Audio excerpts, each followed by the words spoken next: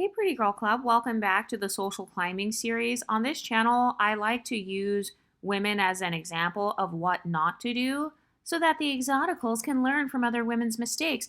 By the way, if you're interested in more content from this channel, if you like binging this channel, be sure to join the Patreon. That is where we really get into the tea.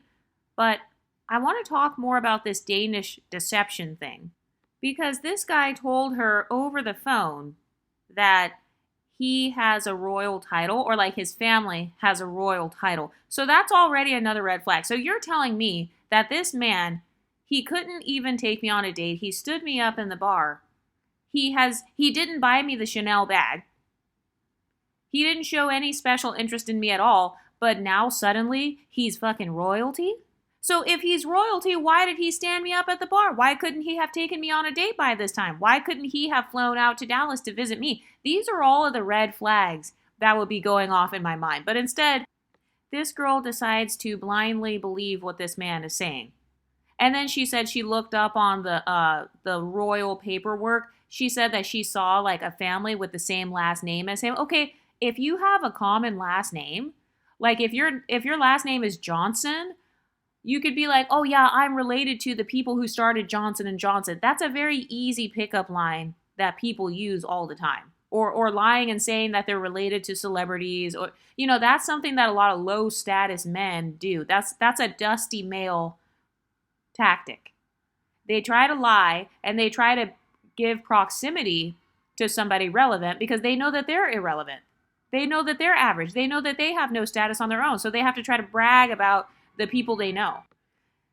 Side note, it kind of reminds me of how people randomly brag about their light-skinned family members, like in the black community. But this girl said that, this man claims to have a royal title. Another red flag is if he is truly royalty like that, to the point where he's just talking about it casually, then why does he even have a 9-to-5 job?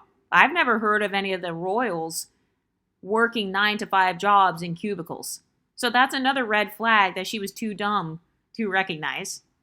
And by the way, part of this comes from being monocultural. Like if you're not exposed to a lot of white men or you're not exposed to a lot of people from other countries, you don't really know that much about like the royal family or like people of higher socioeconomic status.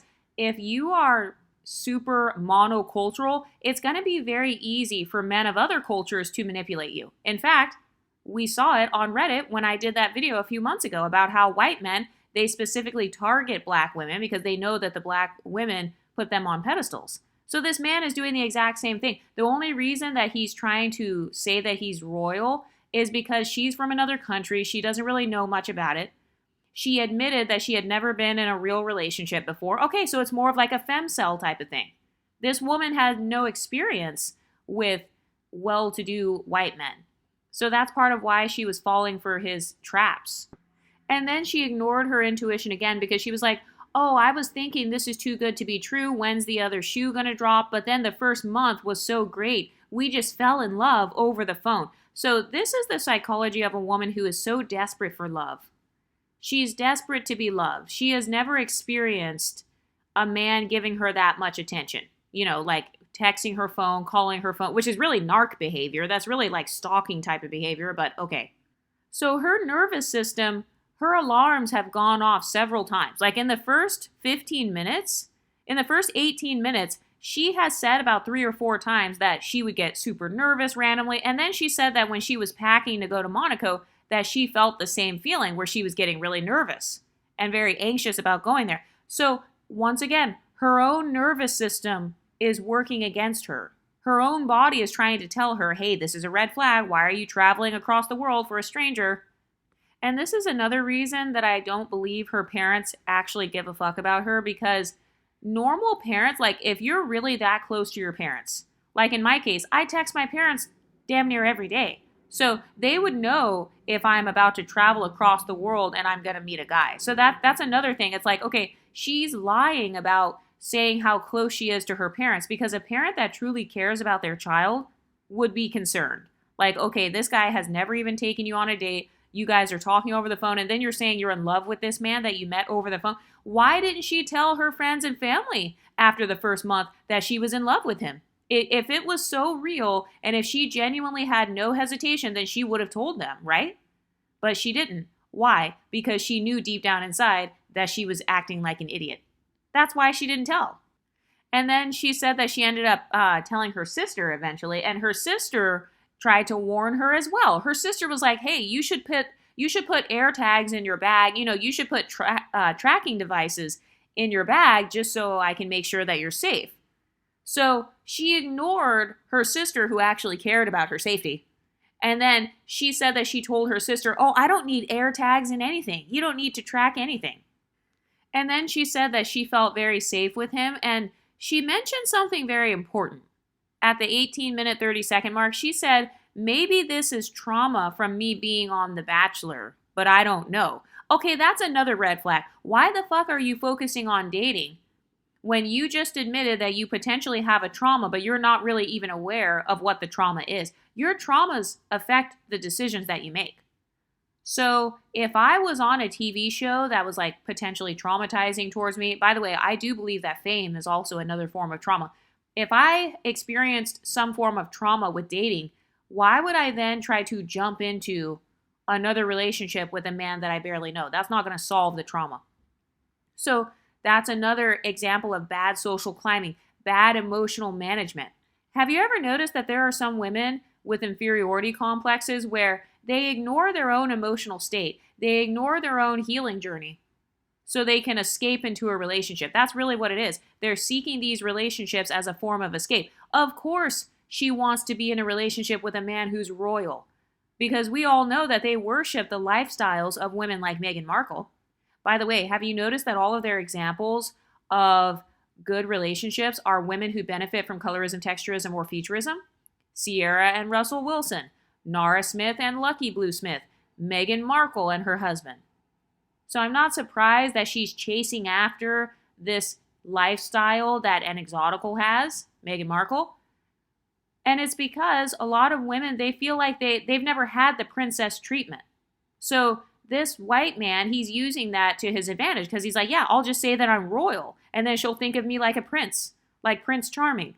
So that's a form of manipulation. He wants her to view him as like this Prince Charming so that she can feel like she's a princess. Meanwhile, this man has not even taken her on a date. So you're telling me that you fell in love with this man. Supposedly you guys loved each other over the phone within 1 month, but he hasn't taken you on not one date? So he claims to love you, but he doesn't love you enough to even get you a meal? And then she actually said something really spooky at the 19-minute and 3-second mark. So this, you guys know, I am not religious. So I am not a magical thinker. But she said that the day that she went to the airport so that she could fly to meet this man, she said that she posted that she was in the DFW airport and that one of her random friends that she hadn't seen in years, who doesn't even live in the same state as her, she happened to also be at the DFW airport.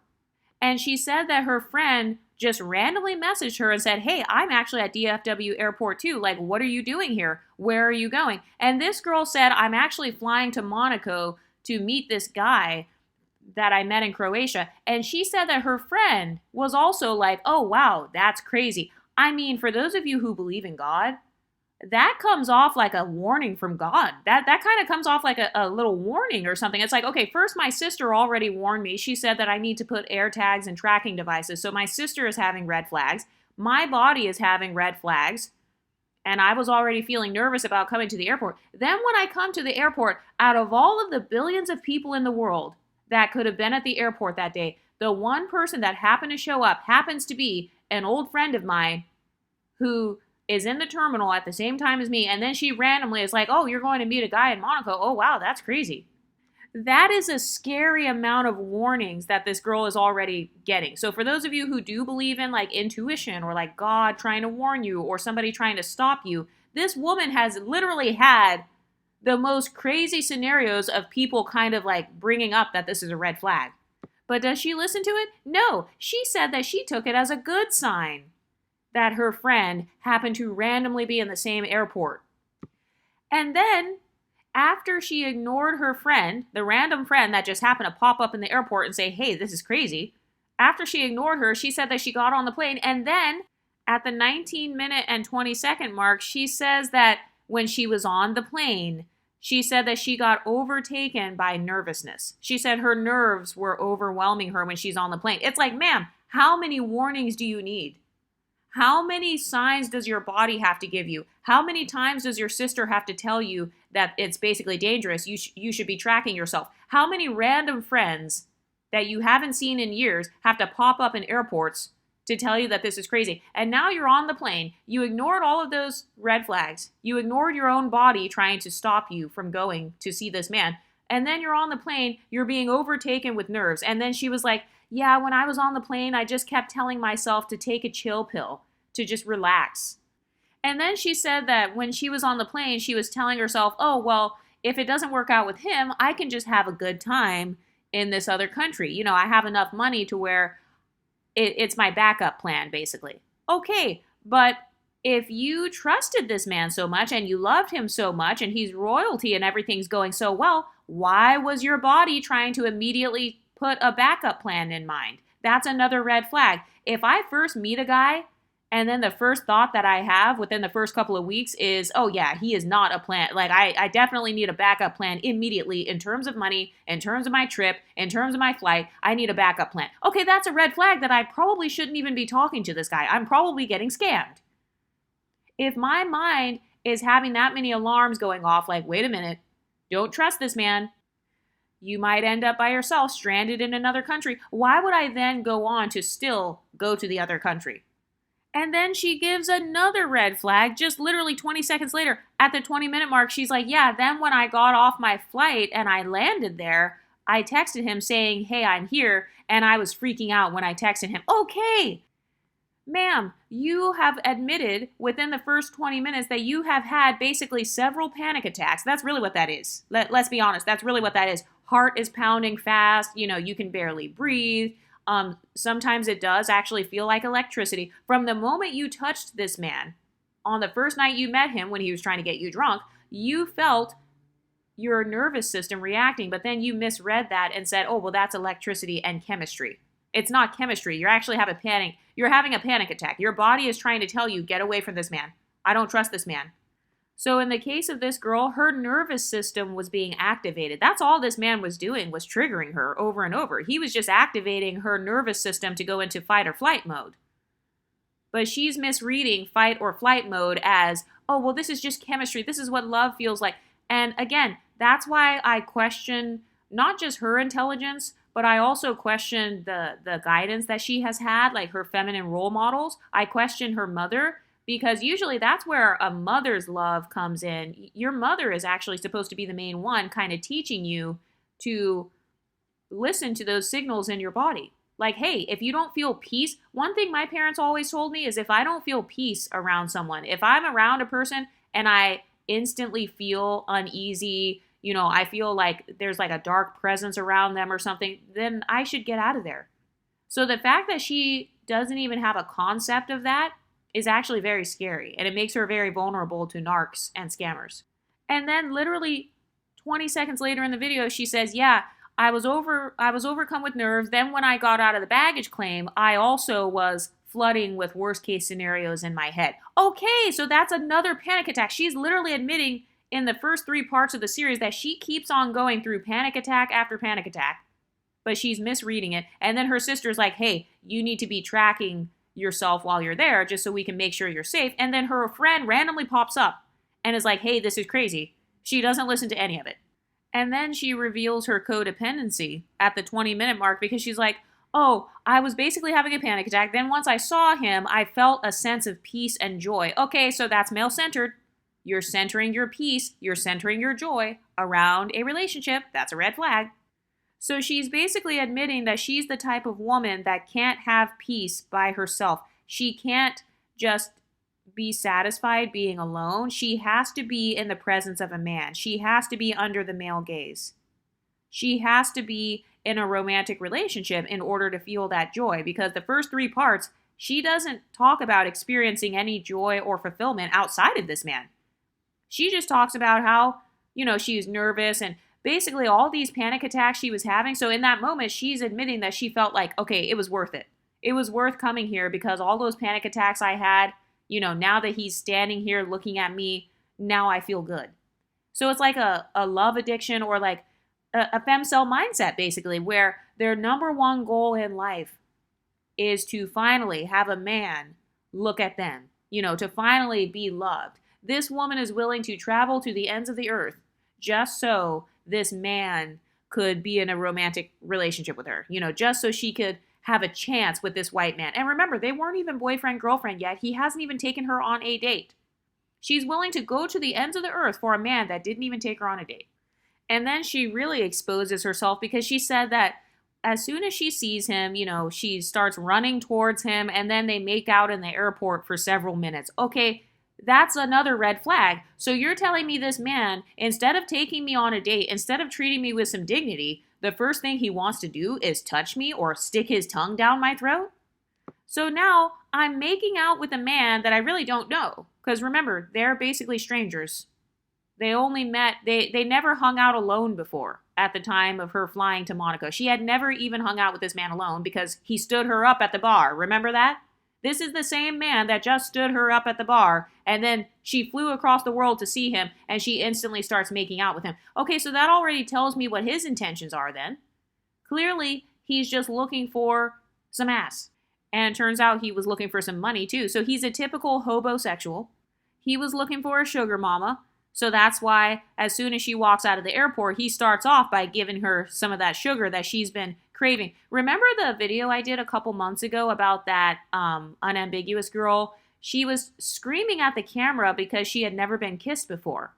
She was screaming because she wanted to be kissed by a man so bad. She had never experienced it. So this girl's mindset reminds me of that, where she's just screaming inside. She's touch-starved. That's really what this is giving. It's giving that this girl has been touch-starved, which makes sense as to why she would go on a show like The Bachelor. Let's be honest. A lot of the people that go on these TV dating shows, it's for two reasons. Either, number one, they want to be famous, they want clout, or number two, they suck at dating in the real world.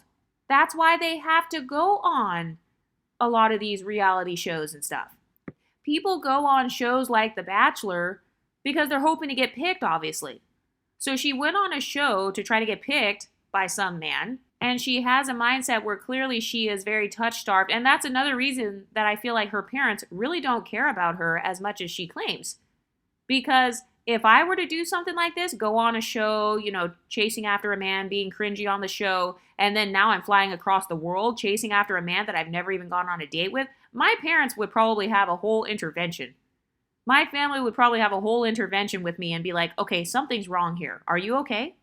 And I also want to point out that this girl said that she had never done anything like that before, like making out with a guy in public. She said that she's not that kind of girl. Okay, so she doesn't care about her body having anxiety around this man from day one. She doesn't care about her own morals.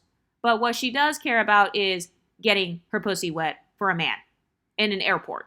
Do you see how desperate and nasty that is? That's why I say it's like a femcel type of thing. It's like you're just so touch-starved, you're so desperate, so thirsty for sex, so thirsty for a romance, to the point where you just throw everything out the window. All your standards are thrown out the window. Your sexual discipline, thrown out the window. Your dignity as a woman, thrown out the window. You're tonguing him down in the airport. And then she said that basically they couldn't keep their hands off of each other. They were like making out in the taxi and everything. So they're not even talking. That's another red flag. Any man who emphasizes physical attraction over emotional intimacy, that's a red flag that he's using you for sex. He doesn't want to talk. He just wants you to bend it over and bust it open. He doesn't want to ask you how your day is going. Do you feel safe? Is there anything I can get for you? Do you need some water? Have you eaten? How was your flight? Nope. This guy just goes straight into, I want you to tongue me down right now. And then she said that they were making out so much within the first hour that she had to stop because she felt like they were making the taxi driver uncomfortable. Okay, so now you're at the level of being creepy then. That's why I say it's a femcel mindset, because you're like 2 steps away from public sex at this point. You're making other people in the general public feel uncomfortable with how much you guys are tonguing each other down. That's how desperate you are for this man. You have no discipline. You can't even wait until you get a room. You can't even wait until you get home. He's not even paying attention to whether or not the taxi driver is going the right direction. You're just focused on kissing and touching each other. So that tells me what both of their intentions really were. Like in this girl's case, she was super desperate to just be touched by this man, to just be wanted by this man. And I also want to point out that when this girl was on The Bachelor, she was dating a man who was a virgin. The guy on The Bachelor was a virgin. So you went from dating a man who's a virgin to now suddenly being willing to settle for this man who's just groping you. He's basically a stranger. Because remember, he stood her up at the bar, never took her on a date, and didn't even get her phone number until days before she flew out of the country. So you just gave this man your phone number a few days ago, and now you're letting him stick his tongue down your throat. This is called emotional flooding. So emotional flooding is like if a woman is a femcel and she finally, after decades, if she finally finds a man giving her attention, it's this feeling where she feels like this man is so rare. The connection feels so rare to the point where she's willing to let go of her inhibition just so she can, get some of this man's D. So it's like this feeling of getting a high off of this man, having like high dopamine. So clearly this woman had limerence over this man because remember, she didn't know him. He's basically a stranger. They basically had a text message relationship. So she's saying she was in love with him over the phone. So she's a fan. You know how women act when they're like groupies over a celebrity? That's what this man is in her eyes. She thinks he's royalty. She's extremely gullible. She believes everything he says. That's how male-centered and obsessed this woman is. I mean, she already said from day one that she pedestalized his blonde hair and blue eyes. So it's like, okay, so this man has 5 or 6 different pedestals already. I mean, she pedestalized his phenotype. She pedestalized him being from another country. She pedestalized him being royalty or him working in the same field as her, which I believe is all a lie. I haven't even finished watching it. But when she said that she's not normally like that, she doesn't normally just make out with guys. Okay, so that tells me that this man, he's powerful enough to turn off your filters. He's turning off your social filter. He's turning off your protection mechanisms that you have as a woman. And this is not a woman who guards her heart. You know how they talk about like guarding your heart and having standards? Clearly she doesn't have any. All you have to do is be tall and white and blonde, just lie and say that you're royalty, and boom, panties will be dropped. And then she says that she gets to the hotel room and instantly lets him hit within seconds of going into the hotel room. So remember, he hasn't taken her on a date. She doesn't know this man's history. There was no STD testing going on. Who knows if there was protection or not? She doesn't know anything about this man. This is her first time hanging out alone with this man, according to her own talking points. And she's already busting it open for him within seconds. And then, if you look at the 21-minute mark, she says that they end up going to dinner after that. So she used sex as a barrier of entry to even get on the date. Do you see how backwards that is? Do you see how women think when they have inferiority complexes? They want to just sex their way into a date. Forget friends with benefits. Because in this case, her and him were really strangers with benefits. So she was just trying to sex her way into even going on a date. That's how low her standards were.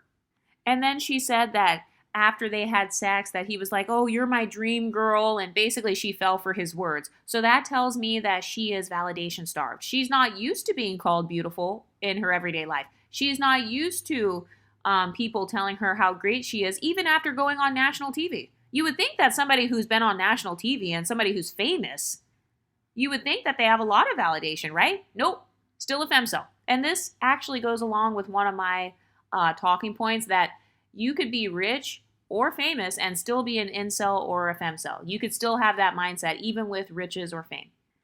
And then this bum tells her that he's not sure if he can even take her to all the events. So she flew all the way across the world just for this man to fuck her and then say, oh, and by the way, I don't even know how many events I can take you to. I don't even know how much we're going to be able to hang out while you're here. Do you see how disrespectful that is? Like, the fact that she didn't view that as a red flag, that's crazy to me. Imagine flying across the world. This man hasn't taken you on a date. You have sex. And then you guys finally go to dinner. By the way, she didn't say who paid for the dinner. So I'm just going to assume that she paid for herself and he paid for himself because she didn't say in the video, he took me out to dinner. All she said was, we went to dinner. Usually, if you're with a man and you're very excited about him and he's whining and dining you, most women will tell on social media and be like, oh yeah, he took me to dinner. But the fact that she didn't say that, that makes me suspect that she could have paid for the dinner as well, or she could have paid her half. So imagine flying across the world, fucking a man, paying 50-50 for dinner, and then the man tells you, oh, by the way, I don't know how much we can hang out while you're here. So basically, she's not even being prioritized after flying across the world. And then she said that she was like, oh, well, that's okay because I'm in Monaco, so if you can't hang out with me, that's fine. I'll just hang out by myself while I'm here. Okay, so she was on the plane having a panic attack, saying, oh, I might end up alone. I might end up by myself in Monaco. And even though she just met up with this guy and just had sex with him, she still ends up alone in Monaco. And again, I am also pissed off at her parents at this part of the story because I'm like, why the fuck are your parents not texting you and asking you, hey, are you okay? Did you land okay? Like, what time does your plane get there? Like, before I leave to travel, before I go out of the country, me and my family, we will share our locations, what hotels we're staying at, the time of the flight. You know, like we will tell each other if the flight got delayed. So I'm also pissed off at her family again because why was nobody checking on this girl saying, hey, did you land in Monaco okay? How is it? Did you get home? You know, do they even speak English? I mean, what's going on? Are you checked into your hotel? Where are you right now? What are you doing right now? FaceTime me. So the fact that nobody is FaceTiming this girl, it just makes me wonder what kind of relationships she has. And I also wonder if this girl is a good friend because usually women who are this male-centered and this obsessed with men, usually these type of women don't make very good friends.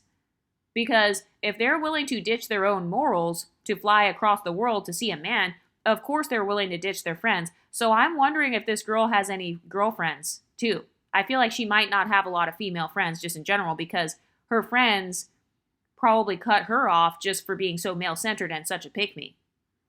So I found it interesting that even after she arrived in Monaco, she doesn't mention in the TikToks that any of her friends or family were like curious about her, especially since she posted on social media, hey, I'm in DFW. That's interesting that the only woman that responded to her post about her being in DFW was a friend she hadn't seen in years who warned her and basically said it's crazy that she's going to Monaco to meet a guy. Isn't that insane? And then she said that he had like a kickoff event for this job conference. Why is a royal family member going to a 9-to-5 job conference? That's another red flag right there. Like, I would already be questioning that. I mean, I would never end up in this situation, but I would be questioning that. Why is it that he's royalty, but he has to show up to this and then he can't even hang out with me? So you're not the boss then. Usually men who are like the managers and stuff at their jobs, if he's a CEO, remember he said he was like a CMO, like a chief marketing officer or something like that. So you're a CMO for an international company. That's the only reason why you would be traveling internationally for a work conference. But she didn't even look that up. And then you're also royalty, but then suddenly you're not allowed to bring me to any of these conferences. You're royalty. What do you mean you're not allowed? You're a CMO. You're the boss, right? So what do you mean I can't go? That's a huge red flag. And then she said that they texted each other and that he was like, oh, there's an event tonight. Do you have anything to wear? And she was like, oh, I don't have anything to wear to a cocktail party. Okay, so that was another opportunity. He could have surprised her with a dress or something like, hey, let's go get you a dress really quick. I mean, they could have went to a mall, for God's sakes, and got a dress. Since you got it like that, right? Since you're a chief marketing officer, you know, you're royalty, you're a part of the royal family, supposedly, yet you're allowing me to wear a dusty green romper to go hang out with you and all of your professional friends. So that's another inconsistency right there that she didn't pick up on. So then she said that she went to this event and they were all like realtors. So, okay, he said he was a CMO and that he works in real estate and tech. And remember, she works in real estate and tech. So that's already a red flag. A lot of men lie and, you know, whatever you say, he's going to say that. Have you ever been around that type of man? He'll be like, hey, how old are you? Oh, I'm 34. How old are you? Oh, I'm 34. Hey, what do you do for work? Oh, I work in real estate and tech. Oh, I work in real estate and tech. So that's what it sounded like. But she says she had no questions about his job. I would immediately be questioning that. Like, wait a minute. I thought you were a CMO, but then you also work in real estate and tech. Like, what kind of conference is this? Why is everybody just in real estate? Why is it that it's like you work in marketing and then you can't bring me to certain things, but then to other things you can bring me to? That's already very confusing. That's very inconsistent. What is your job, sir? What is your job title? Okay, sorry, I had to pause it for a second, but I'm back. So then she says that they had a boat party the next day. I'm not sure what kind of professional networking conferences have boat parties, but I'm sure they do. Maybe it's an after party or something. And then she said that she was fascinated seeing him speak to all of these customers, and they weren't speaking English, they were speaking another language. She said that she didn't know what he was saying, but she was very impressed. Okay, that's another red flag though. Why is it that he has a random work conference, but then there's a boat party, but then nobody speaks English, and then he's talking to customers? He's a CMO, supposedly. Which job does he have? Is he a chief marketing officer? Does he work in real estate? Does he work in tech? And now he's talking to customers. So do they have conferences now where the customers come and pay to go to a conference so they can meet real estate agents? Because I've never heard of that. That doesn't even make sense. And I also want to point out, okay, part of being multicultural, and she clearly doesn't know this, but it's like, okay, if you're a multicultural person or if you're dating someone from another culture, wouldn't you kind of want to learn a little bit about them and their background and the language that they speak and what their native language is? Why would you date someone and you can't even speak a lick of their language? You have no interest in learning. And yet you're traveling to another country by yourself with people who don't speak your language. They're speaking another language, and you're out isolated on a boat. They literally could be plotting to unalive you right now, and you can't understand the language. So that's how I know that her background, again, I'm pissed at her parents for not causing her to be more multicultural. And I feel like she clearly doesn't have a lot of cultural experience with whatever culture he's from, because I would never go to somebody else's country, first of all, and not know any of the language. That's disrespectful. I would never do that shit. I respect other people's cultures enough to want to learn about them. But also, if you claim to love this man, she claims that she loved this man and that she fell in love with him over the phone within 2 weeks, which is classic narc.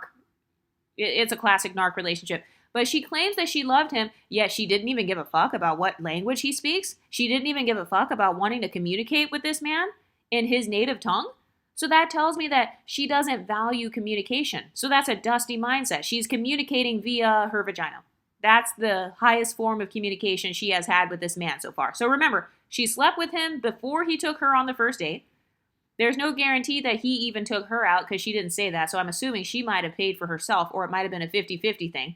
Or they went to the conference. Another thing too, if a man is taking you to his work conference, he's taking you to the country club that he's already a member of, he's taking you to somewhere where he is already paid to be there, that's not really him spending money on you. That's just him doing what's convenient for him.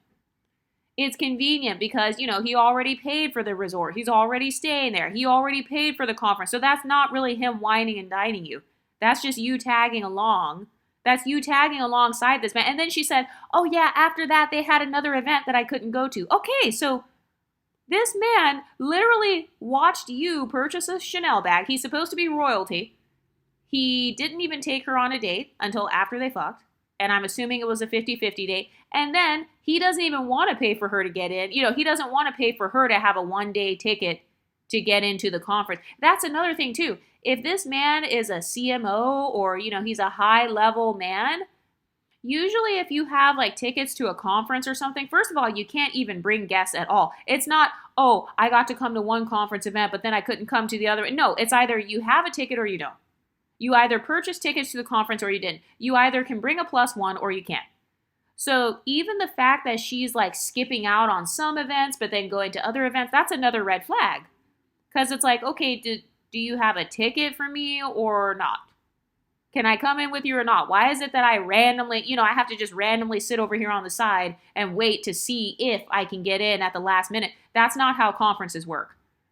Conferences have badges. So it's okay, if she got into one of the events, where was her badge? Where was her ticket? Did they scan people in on the phone? These are all things that I am familiar with because I actually go to like business conferences and stuff. So she should be aware of this. If she's so classy and cultured, and if she's used to dating these businessmen, which obviously she wasn't, but if she was used to being around these environments, she'd be able to pick up on the fact that, hey, something is fishy here. Why is it that they're guarding certain events, but then they're not guarding the other ones? Why is it that I can just randomly walk in here? Is this even a business conference? Or is he just an employee for somebody else? Since when do businesses and customers have a conference? That doesn't even make sense. And then she said that they went to this really nice hotel in Saint-Tropez, and she looked up the price and that it was $2,000 a night. Okay, wait a minute. So you can look up the hotel prices, but you can't look up this man's job, do a background check on him before going across the world. You can't look up his title. You can't look up any background information about him. But suddenly when it comes to the hotel, and apparently she wanted to be a travel influencer, so when it comes to something that can give you a sense of status, you know how girls like they post their hotel room and how fancy it is. So when it comes to something like that, then you want to look it up so you can try to flex it to your friends later or flex it on social media. That's really how this is coming off. She's more concerned with vetting how fancy the hotel is than she is with vetting this actual man to make sure he's safe. She doesn't even know if this man has an STD or not. She just slept with him upon first meeting him. She didn't say anything about them getting tested together. So she doesn't care about her own health. She literally could have got like HIV or something, some chlamydia, who knows? Because I would have already been thinking by this point, I would have already been like, okay, he's absolutely a cheater. That's actually the first thing that came to mind when she said that she could go to some of the conference events, but then not all of them. That's not how conferences work.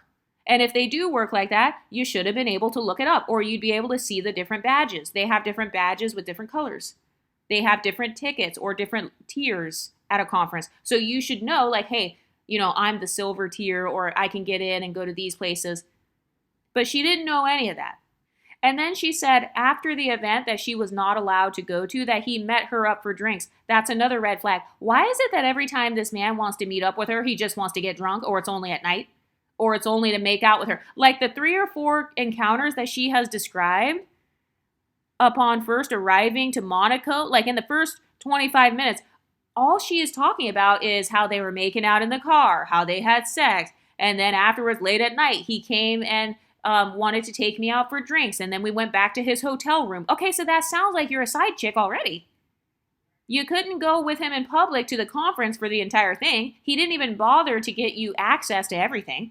He even told you upon arrival that he may not be able to hang out with you. Okay, so that's already a signal that you're not a priority. Everything about this is screaming, she's a side chick. That's what it's screaming already. And then she said that they went to a place where there were dancers on the table.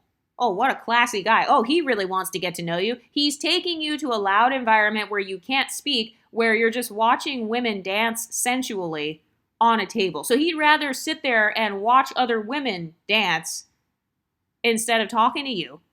I mean, she hasn't named not one conversation. Like, you know how she said, oh, we had so many conversations over the phone. We fell in love over the phone. I mean, you would think that if you talked over the phone that much, you would think that a man who could talk to you for 2 hours a day would be talkative, right? And this is how I know that he's a lying manipulator. Because, yeah, he's talking to you when you're long distance because that's all he can do. He knows he has nothing else to offer. But that date that he took her on, that's not even a good date.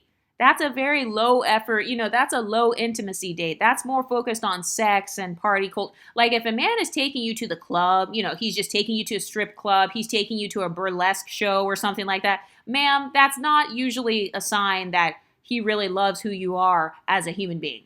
Usually that's just a man who kind of objectifies women in general. In fact, he doesn't even have the emotional intelligence to hold a conversation with you. He didn't take her to a romantic, quiet restaurant where it's like secluded, where they can talk and become emotionally intimate. This man doesn't care about emotional intimacy with her at all. He didn't even get her a full ticket to the conference, for God's sakes. But instead, he decides to take her to a place where they have women dancing on the table, belly dancers and shit. Do you know how crazy that sounds? Oh, hey, Sarah, do you want to go on a date? Sure, where are we going? Oh, you want to go watch some belly dancers? And this is the first date. This is supposed to be the first or second date. And that's another thing. Why is it that the first and second date are within 24 hours? That's another huge sign of love bombing. He wants to hurry up and go on several dates. He wants to go on 5 dates per week. And then she said that he was speaking positive about his mother. And she was like, oh, I just saw his heart in that moment based on what he was saying, because if a man treats his mother right, he's going to treat me right. First of all, that is false. Name one statistic that proves that that's the case. Do you know how many mama's boys there are where they're super close with their mom and then they treat every other woman like shit? Do you know how many sonsbins there are? Like, instead of a husband, the mother makes the son her husband. Do you know how many men there are like that treat every other woman like trash? Also, notice how she doesn't believe that the man could be lying. She's such a pick-me and so desperate for this man's love and approval that she just believes every word that comes out of his mouth. This man is like God to her. Everything he says is truth. Everything he says is, it doesn't require any vetting. And once again, I'm still pissed at her parents, because why is she in Monaco and Saint-Tropez for several days on a whim, and her family has not contacted her and said, hey, are you okay? What's going on? Who are you with? Who's this guy that you're with? I watch your Instagram stories, or I saw that you were out of the country. What's going on? Who's this random man? Your sister told me that you were out of the country to meet a boy. I'm concerned. And then she said that in Saint-Tropez, like right at that dinner, she started crying and she said, I'm in love with you, just based on some words that he said. That's all this man has given her, is dick and attention and some words. And he brought her to a couple of his events that he was already a part of, not even planning anything special based on her actual wants and needs.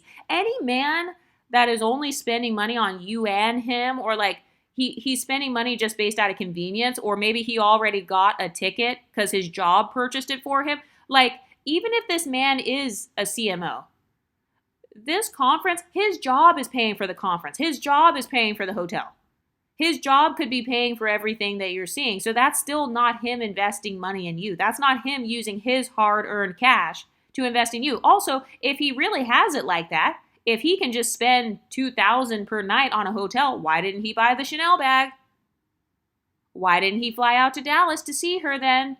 If $2,000 is a price that he can drop on one weekend or like in one night, why is it that he has the money? It appears like he has the money for all these luxuries across the world, but suddenly when it comes to her, he has no money. He's just bringing her sporadically to his little work conferences.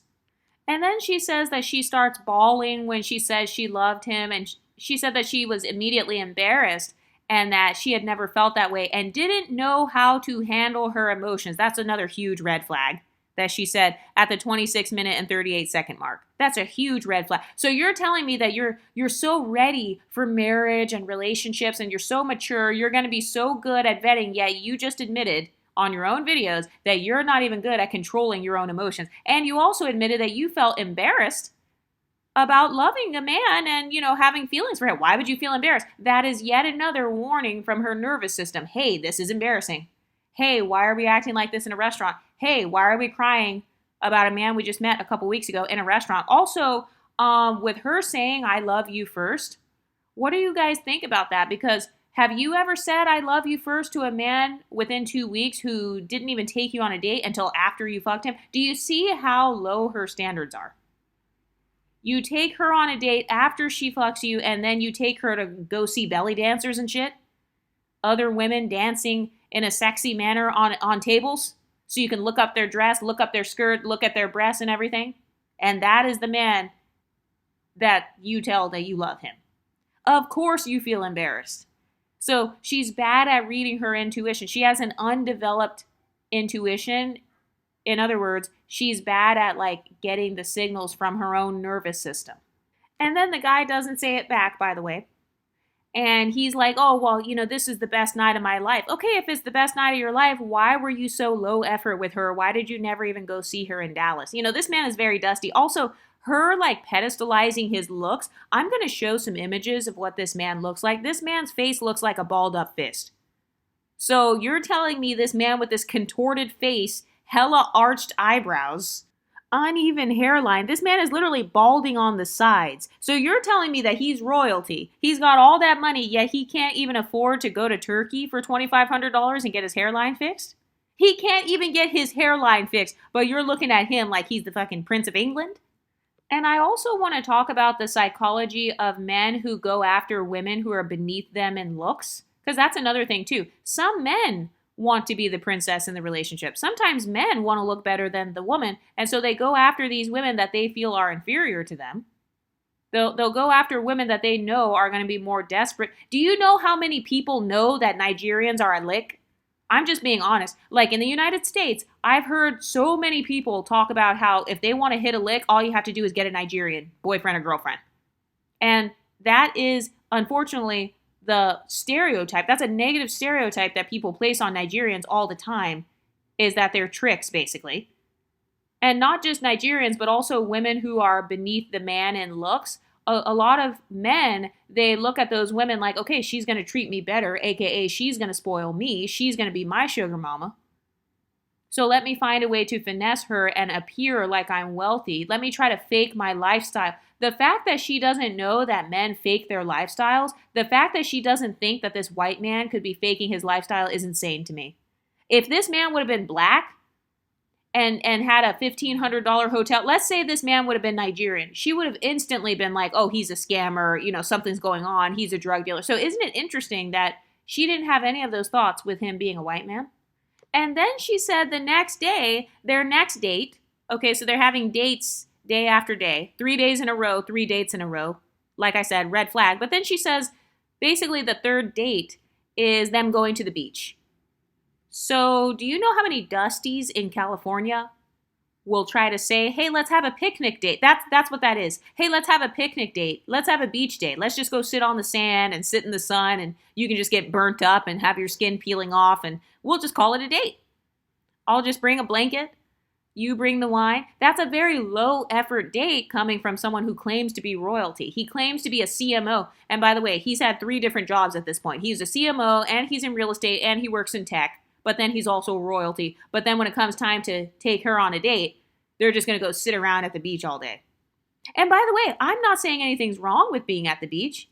That's totally fine. But I'm just saying for your very first date, like usually a man is going to put in the most effort to impress you when he's trying to become your boyfriend. In the very beginning, that's usually when he's going to pull out all the stops. And especially with him supposedly being a multimillionaire and royalty, you would think that he would have his own boat or something. They were just on a boat the other day. Why is it that the work conference is supplying this woman with better experiences than the man himself? So when they're at the business conference, it's funded by them. Then they get to go on a yacht. But suddenly when it's just him, oh, we just got to sit at the beach and just have ice cream cones. And then this girl is like, oh, I wouldn't have cared if we were just sitting on a couch in Dallas, Texas. I still would have been happy just to be around this man. Okay, well, he didn't come and sit on your couch in Dallas, Texas. He didn't. He didn't want to go visit you. All that money, supposedly he had $1,500 a night to spend at a hotel. Supposedly, he had the money to go to see the belly dancers and shit, the women dancing on tables. He had money and time for all that, but when it came to seeing you just to sit on your couch in Dallas, he still didn't do that. So do you see, when I say settling for breadcrumbs, I mean she is literally settling for specks of sand. By having this beach day, she is settling for specks of sand. So that's even less than a breadcrumb. It's a speck of sand. That's what he's giving her. And usually if a man has money, every man is not flashy with money, but you're going to see his money come out somewhere. So, for example, he will at least have an even hairline, for starters. He's going to at least have a decent haircut, which this man does not. Okay? He'll have at least a decent haircut, maybe some good grooming or something. And for God's sakes, he's going to take you somewhere besides laying out on the sand in the hot sun. I mean, they could have at least rented a cabana or something, or like gone somewhere. You know how you can do a day at a hotel or go to some resort or something for the day. But nope. Supposedly he's a millionaire. Supposedly he's royalty. Where's the royal family? Don't they have like royal castles and shit? Why aren't they in a castle then? Why aren't they like at the family property? Why aren't they at the family estate? Shouldn't he have benefits? You know how they give people like the keys to the city and all that stuff? I mean, shouldn't this man have extra access to high-level spaces, seeing as he's such a professional? So the fact that they went from a boat party at the work conference to a belly dancing restaurant down to the beach, that's already like your standards have lowered. His effort is getting lower and lower every single day. The standards are already lowering within the first 72 hours. And she's already busted it open for this man and everything. But the standards are actually going down. And this is very common for women who kind of give it up too quickly. And when I say give it up, I'm not just talking about sex. She's giving sex. She gave time. She gave her emotions. Now she's giving love. She's saying she loves him already. And basically she just wants to spend her life with him. So yeah, she's already given up everything. He already got her. So I can see why. He's like, okay, fuck it. Let's just go to the beach then.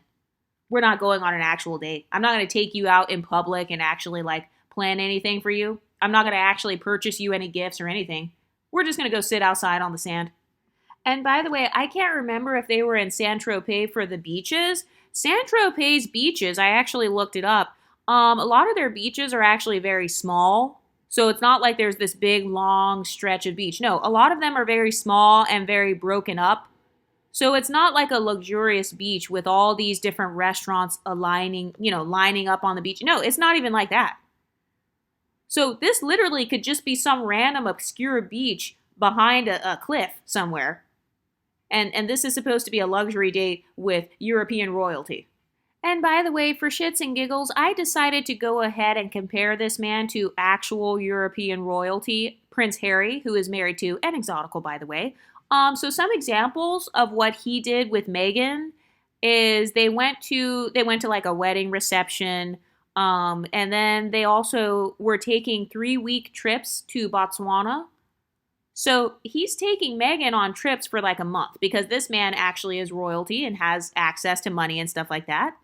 So if I were to compare Prince Harry to this man, he didn't buy her the Chanel bag. This girl didn't even say that he offered to get her a meal. Because remember, she didn't say, oh, he took me to the restaurant with the belly dancers. So she could have been paying for herself at that restaurant with the women who danced on the table. She didn't even say that. She didn't say that he was the one who even paid for it. So you're telling me that other men who are from the royal lineage, they're taking their girlfriends on month-long trips. Meanwhile, this man, he did not even pay for a ticket to come see her in Dallas. He didn't even take her on a date. Remember, she asked him. She initially was the one who shot her shot at him. This is a bad social climbing tactic that we see from women with inferiority complexes. She's always shooting her shot at a man who's lighter than her. Always shooting her shot at somebody more ambiguous, somebody more white than her. And these are the results.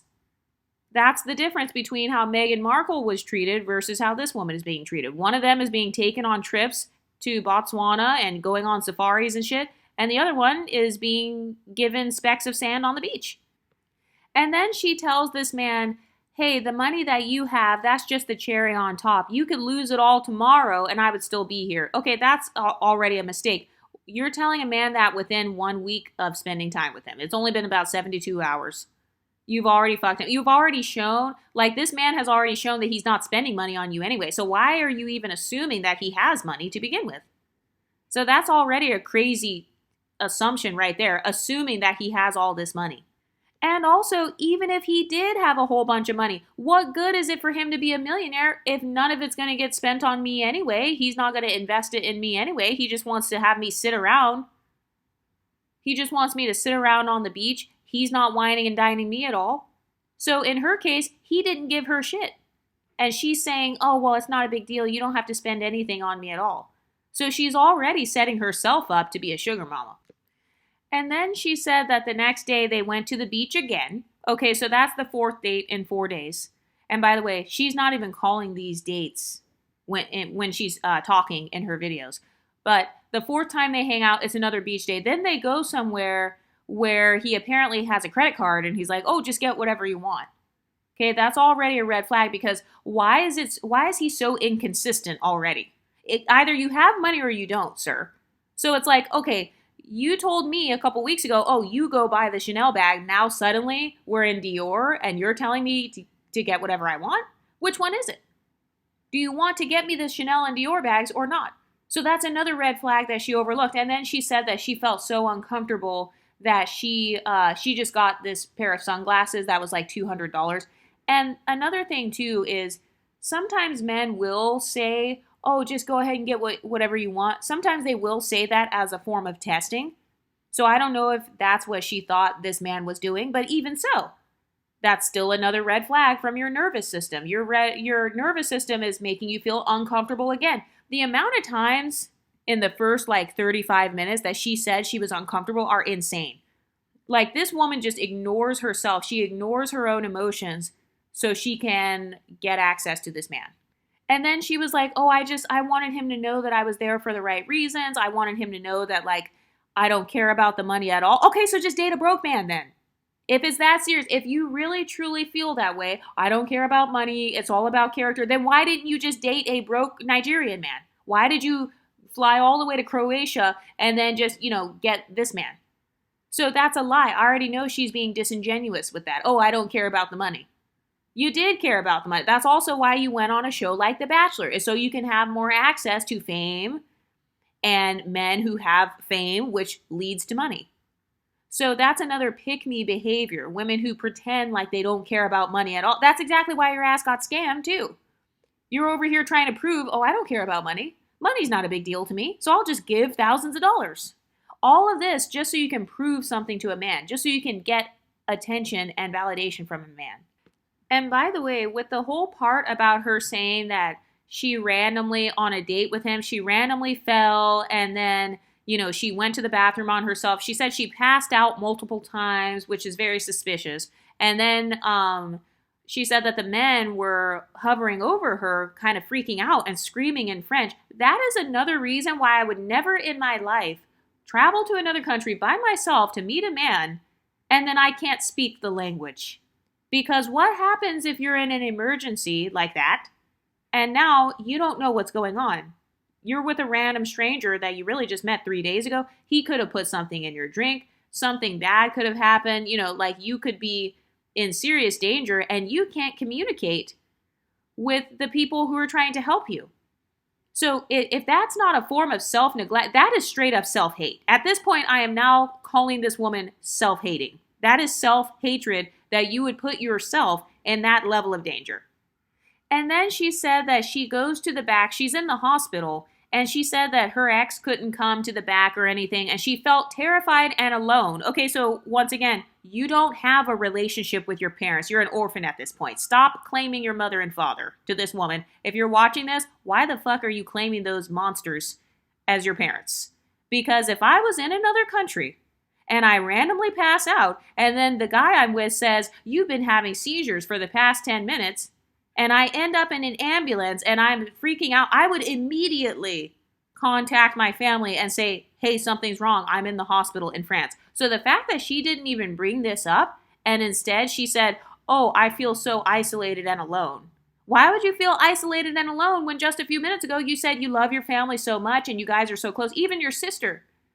I mean, if I'm not talking to my parents or something, like, let's say something bad would have been happening with me and my parents. Okay, if it's that serious, I could have texted my sister. Why didn't she text her sister? And by the way, at the time that I'm recording this, I'm like listening to it in real time in one ear, and then I'm like recording my analysis live. But with the whole seizure thing, first of all, I don't know what happened yet, and I'm about to end this video soon, but if she just had a seizure on her own and just randomly has epileptic episodes, that's another sign that your body is working against you. Remember, this woman says she already had several anxiety attacks. She had a friend randomly come up to her in the airport and tell her that it was crazy. Even her sister was like, "We need to track you." Because if she would have had the tracking devices like her sister told her, then they would have been able to see that she's in the hospital. They would have been able to see ambulances, or like, she's in a medical facility. She's in the emergency room. So because she was so male-centered, she literally was looking to a random man that she didn't know. She was looking to him for protection instead of listening to her sister, who would have been more protective than a random guy that she met, or looking to her mother or father. That's why I said I question her parents already. I'm already pissed off at her parents. And this is only the second episode. But what do you ladies think? Let me know in the comment section, and I'll talk to you next time. Stay pretty, ladies.